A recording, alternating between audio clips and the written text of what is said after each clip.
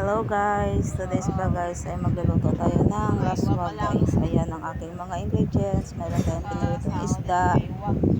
Ayan yung asin guys. Then yung kamatis, sibuyas at saka magic sarap. Yung kalabasa, patola,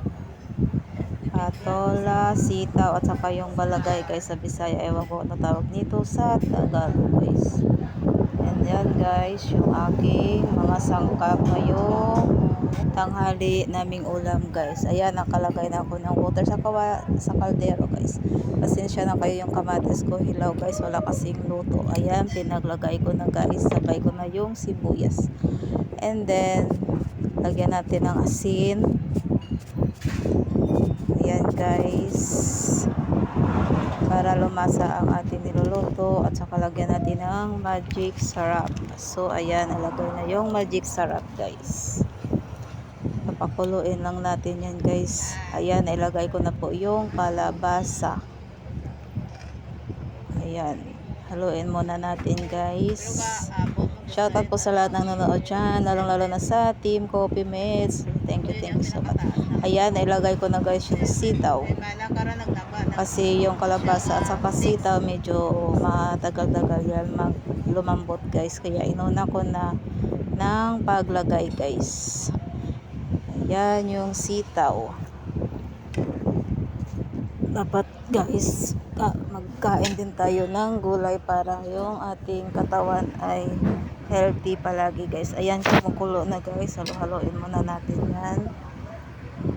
Next natin ilalagay yung ayan yung balagay guys. Dito sa Bisaya, di ko alam guys ito sa Tagalog, kaya pasensya na guys. Ayan, ilagay ko na yung balagay guys.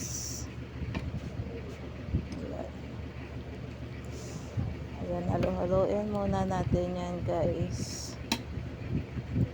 Tapos ilalagay ko na rin yung ibang gulay.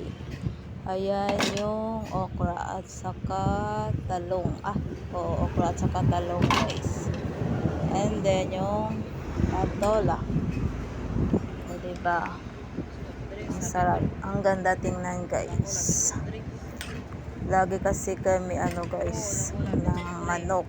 Kaya gusto ko na rin kumain ng gulay, kaya ito napag-isipan kong magluto ng gulay para makahigop tayo ng sabaw guys. Sa lahat pong nanonood dyan, maraming salamat sa inyong walang sawang pag-support ng aking mga video guys, lalong lalo na sa Team Coffee Mates at sa mga teamwork din. Thank you so much sa inyong lahat guys. Shout out po sa inyong lahat, at saka sa admin ng Team Coffee Mates. Thank you so much. Hindi ko man kayo maisa-isa guys, pasensya na po.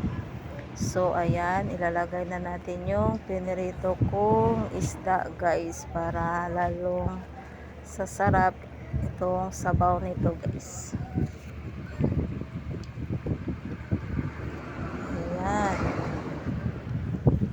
Masarap kasi ilagay yung pritong isda guys sa tinola.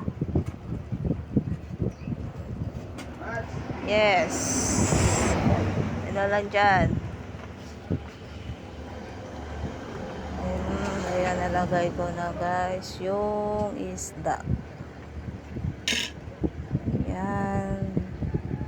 Ayan, maya luto na yan guys. So malapit na to guys maluto.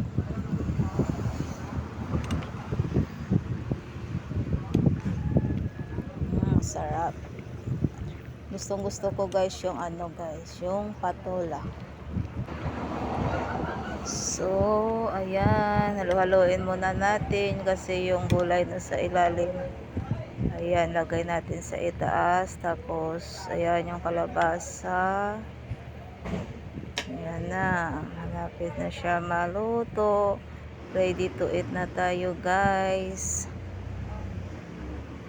So ayan, thank you so much guys. Thank you for watching. Bye.